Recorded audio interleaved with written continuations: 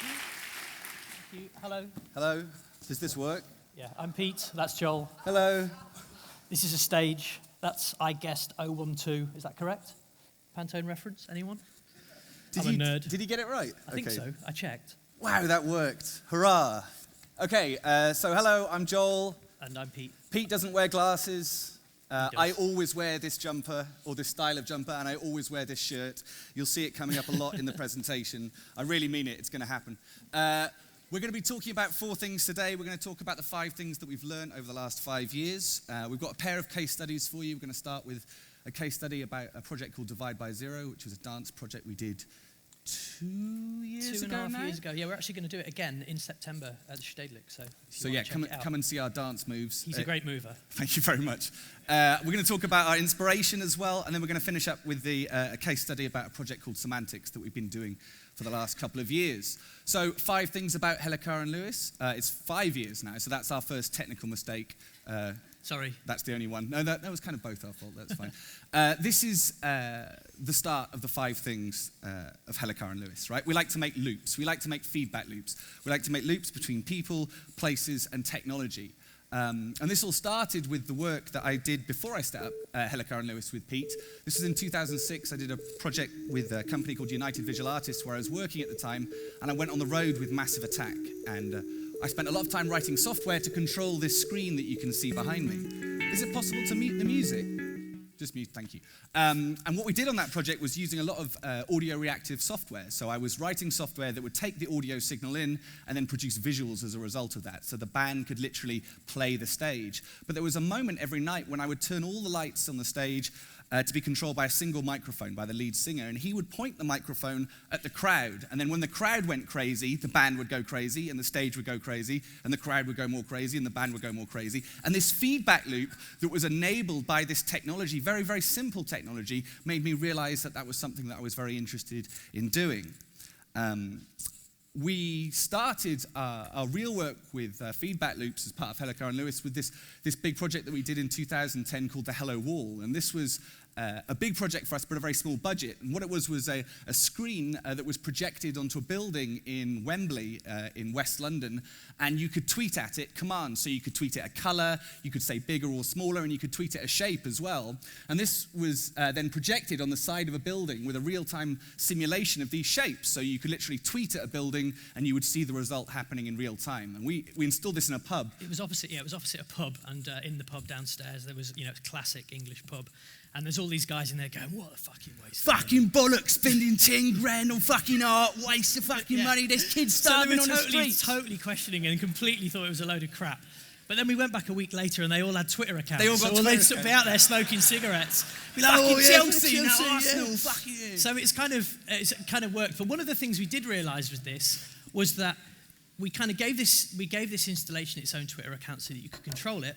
But we found that people were starting to actually send messages to this from all different places in the world without actually being able to see the results.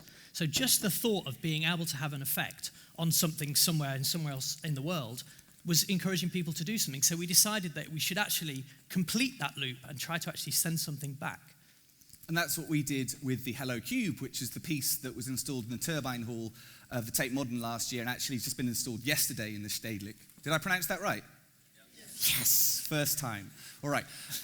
So it was supported by Louis Vuitton and the Tate and the Young Recreatives project that exists across London. See what I meant about the jumpers and the shirts? It's really true. So we made this object that you could tweet at, very similar to the Hello Wall, but this time when you tweeted at it, it would send you a message back as well of the image that had been generated by your commands. So we made a feedback loop there, and that was something that was very important to us and something that we wanted to continue. Meta loops. So the second thing is that we like to make feedback loops with the work that we make and as a result of the work as well. So we open source absolutely everything that we do. GitHub for the win. If you go to github.com/Hellicar and Lewis, you can download the software for every single project we're going to show you now and every single project that we've ever done. And that's that. Thank you. Yeah, take it. And that actually started as a moral decision, right? I left United Visual Artists because I thought morally what was going on was wrong. And I think it's important for designers to start making more moral decisions, right? The old excuse of, I was only following orders doesn't really work. I don't think it ever really did, but it works even less these days. So we'd really love to see more people doing this, but even though we started it as a moral reason, it actually for business terms, it's actually turned out to be fantastic. It's got us lots of clients, collaborators, and most importantly of all, cheerleaders. And creatively, it accelerates the process. So this is the thing that we keep on thinking about, right? That we keep on having to come back to, is that remembering that we're not doing it for the money. And our work kind of splits into these three areas. That's kind of client direct from an agency or production company, and then self-initiated. And they're about a third each, and that's the way the business is structured. But we like intersecting other things as well. We like putting different areas together and seeing what can come out. So this is an example area. My clicker's not working. God damn you, technical. There we go. Okay. Don't use technology, it's a nightmare. Is the intersection between these three areas an example of something that we're interested in, okay? So why is it in the music industry that when you go to the gig, you don't see the thing that looks like the music video that you've already seen, and the merchandise doesn't look like that at all? What would happen if we started making software that made the music video and the t-shirt and the gig? What would happen then? Wouldn't it be, damn you, clicker, cheaper, faster, and gooderer? He likes making up words all the time. But that said... is that a word, Joel? Yeah, it is now. That said, pick two, right? This is the impossible triangle that we like showing to our clients a lot. So the rules are, you can have any two of these three options, right? The first time I heard this was from a builder. Yeah, he was talking about the kitchen. He was like, well, look, mate, you can either have two of these. Like, you can't have it. So if it's good and cheap, it's not going to be... If it's good and fast, it's not going to be cheap. If it's cheap and good, it's not going to be fast, etc., etc. But I've since realised, Joel, that by using open source, we can, within our studio, sometimes achieve that. Close the triangle. Yeah, man. Awesome. But there is something to be said as well about something that we've observed about advertising agencies, and particularly what's going on with new media arts. There's this great presentation that Godan Levin has made and put up online. I recommend you guys all watch it, making this statement that new media artists are kind of the unpaid R&D departments of ad agencies, and a lot of other product groups and things like that as well. But the great thing about new media artists is they're cheap, right? Just give them a call. And they're mad for it. And they love to do it. So just call them up if you want to copy them. Just they'll go for it. Oh yeah, and failure. #fail. This is the thing that we're really into. Pete's background was a professional skateboarder before we started Hellicar and Lewis together. So I've spent a lot of time fortunately not doing that, but generally hurting myself and failing, but also succeeding. So we think that commerce is maybe a little bit too afraid of failure. And as a programmer, I spend a lot of my time every day failing very hard. And we think that failure is an enormously important thing. But that said, if the advertising world and the marketing and art worlds could all come together, then we can all shake hands. And why did you put that photo in there? It's Baden Powell. It's random, I know. Really weird. So real time is something that we're very excited about now. Is being in the now, right? If you can get people into that special place when they forget about their past and their future and they're just in now, then that's a really interesting place artistically, but it's interesting commercially as well. So this is a project that we did in 2009 with our friends at Yes, Yes, No and a couple of other collaborators from around the world. What we did is we projection mapped, which is a mega buzzword now, but back in 2009, it was just projection, which is all it is, and made these interactive areas in front of the building so that people could actually interact with the building in real time, right? So a lot of the projection matching projects that you'll have seen out there in the last couple of years is just literally a video being played back on a building, which is the kind of conceptual equivalent of just going into your back garden and hanging up a sheet. Yeah, and projecting some slides on it. Like, that's fucking boring. Let's do something real time. Let's get it going. Let's bring people into the moment. And you can see here in this video that what we've done is invited the public and put them in these interactive areas and then literally give them the thrill of being bigger, right? So my silhouette is now on the building.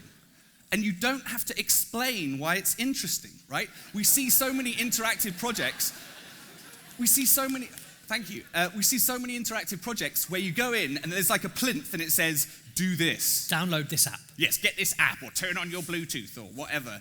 We hate that because no one ever does it. Only, Bluetooth marketing executives actually turn on their Bluetooth. No one else actually does that.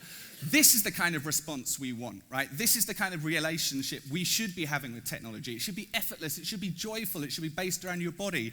It shouldn't need any instructions because there is no possibility of failure in this interaction, right? Anything that you do will provide a result. The feedback loop happens and you go and make something better.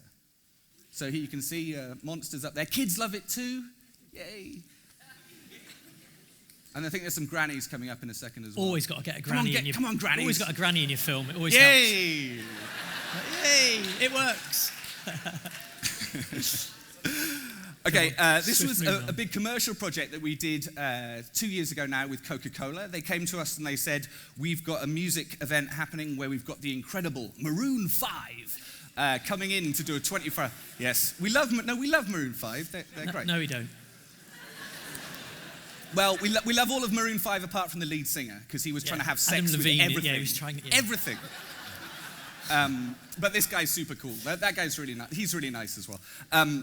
And what we did is we made an interactive installation in the music studio that would allow the musicians to be good at what they're good at, right?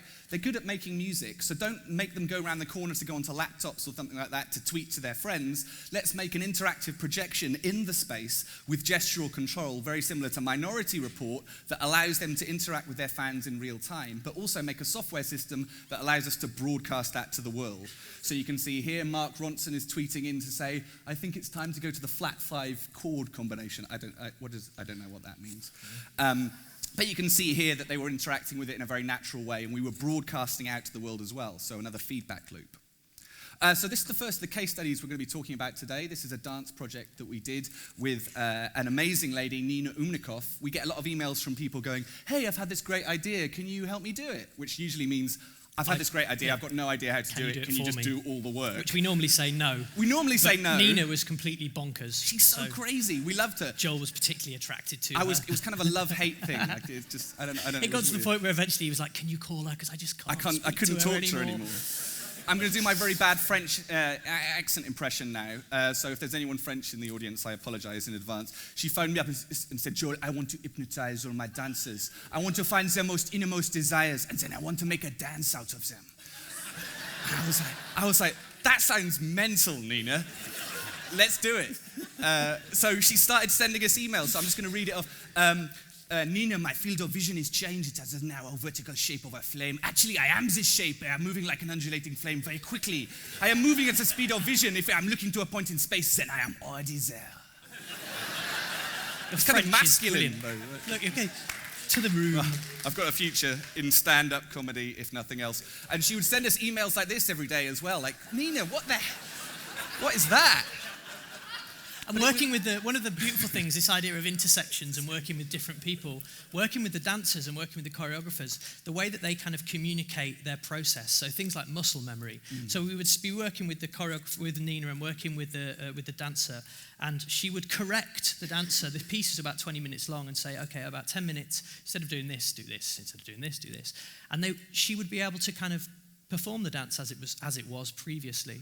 But then in these particular moments, she would be able to then have this muscle memory to be able to change that kind of particular moment. And that is, obviously is not something that you're used to seeing within a process. So that's why we're really interested in collaborating with people like this. And she started sending us these lovely drawings as well of her dreams. These were the clincher. That's the best brief I've ever had. She came over and said, look at my drawings. That's brilliant. Like, yeah, this is brilliant. And we were trying to get to this point, right? This Einstein quote, everything should be as simple as possible, but no simpler.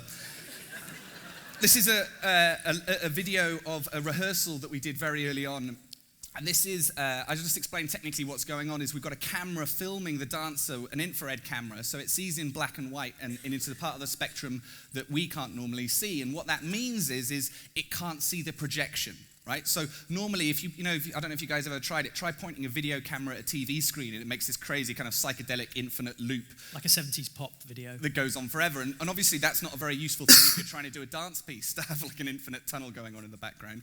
So the camera means that it can't see the projection, right? So that's the critical break that makes these interactions possible. So what we said to the dancer was, just play. Right? Just dance. Be good at what you're good at. And we made a system that didn't need any markers or anything else like that. She could just put herself in front of it. And we said, the highest part of your body will be where the white rectangle will go to. It's got a bit of gravity. See what you can make. And we think that that's something that's very important to do with technology, is if you make a system and you take the responsibility as a designer to make a system that's intuitive and interesting and beautiful enough to allow someone to be good at what they're good at, then amazing things can happen. I'm going to keep going because we're very, very low at time. There's a nice video of it up online. You can see that on Vimeo. Yeah, don't worry about that. So inspiration, what are we into? Well, talent borrows, genius steals. So these are the people that we steal from. Mike Figgis, filmmaker, we think he's fantastic because he says this, just tell the truth. Truth is the killer app. We can't believe it how many times we've gone into advertising agencies or marketing companies and gone, they get a bit freaked out. Yeah, they're like, it's like, why don't we start with the truth? They're like, I've made up this idea. That might just work. It was great to see the guys earlier on talking about zines. We were thinking about open source. Zines. We're working a lot with open source. Obviously, there's just the methodology and the way to look at zines. It's not, you don't have to have your opinions given to you by somebody else. You can make your own. You can publish your own. The whole kind of aesthetic of it. I think like Punk Magazine, which coined the phrase punk in the first place. And all of these, it sort of spreads out. This is a girl called Peach Melba who does this zine out of Brighton. And she's 15, and it's basically just lists. But she just does the zine. She likes it. She puts it out. And then there's also things like this. This was from Sideburns magazine. This is, 3 Chords and the Truth. This is kind of one of the things that's considered a sort of start of just making your own band. Why not? What's better than watching a band? Being in a band. Yeah, being in a band is do it yourself. Much cooler. Yeah. Myron Kruger, an interaction designer who's a bit of an inspiration to us. The only aesthetic concern should be the quality of the interaction, which may be judged by general criteria, the ability to interest, involve, and move people, to alter perception, and to define a new category of beauty. And I think that's our ultimate aim with our work, is to try and define a new category of beauty. Ray Bradbury, this is a great man, a great science fiction writer, wrote Fahrenheit 451. If there are any Americans in the audience, I apologize in advance for my god-awful American accent. This is what he said about computers and creativity. Put me in a room with a pad and a pencil and set me up against 100 people with 100 computers and I'll out-create every goddamn son of a bitch in the room, right?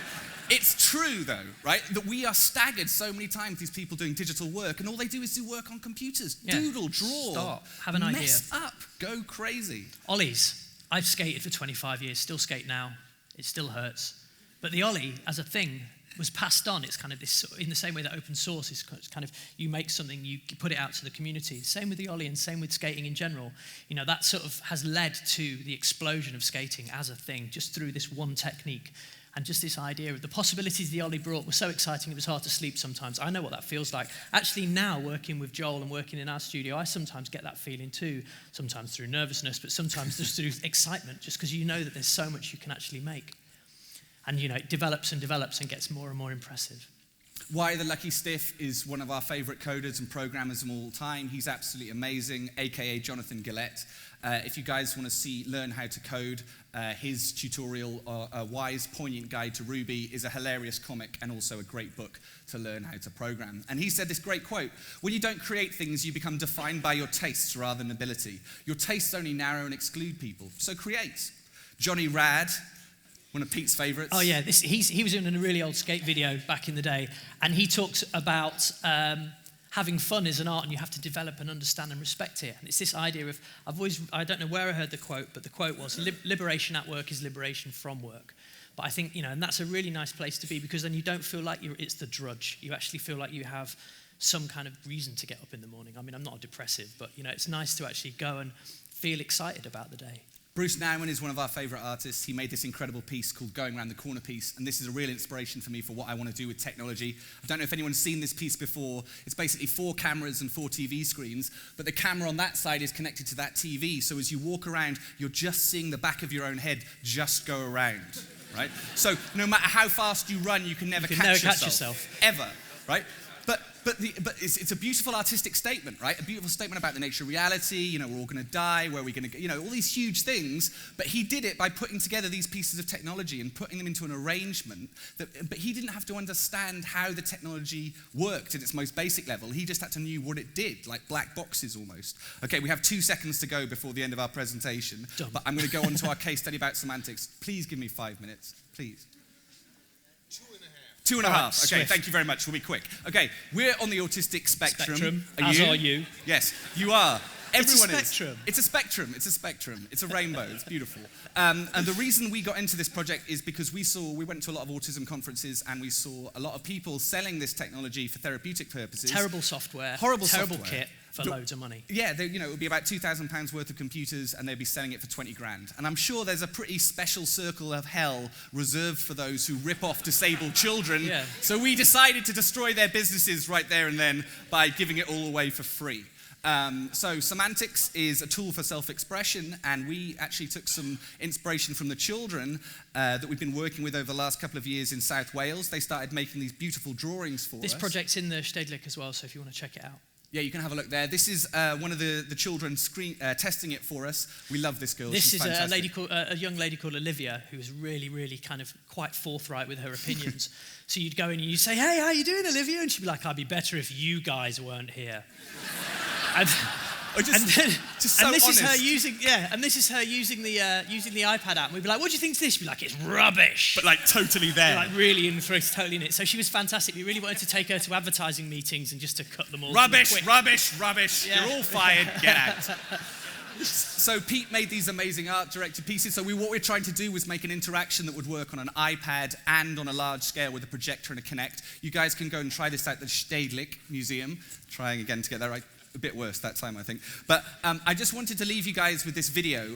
Just to finish up, we've got no time left, but I'm just going to show you this video. I want you guys to realize what's going on here. So this is a video that was filmed at a school, and the guys that are interacting in the video are profoundly autistic, and a lot of them have dyspraxia as well, which is kind of body clumsiness, but a real sense of body space. That means you find it very difficult to get close to another human, and that's something that's very disturbing for them. And I just wanted to show you this video to show what was possible through this software. So what you can see is they've started making this interaction together. It's a very simple interaction. It's just a mirror. It's just a mirror screen. That's all it is. And these children that supposedly have no creative ability whatsoever managed to act and make this very human response that when we saw it, we knew that we were on the right track. So they're flying, which is nice. But now they make something a little different.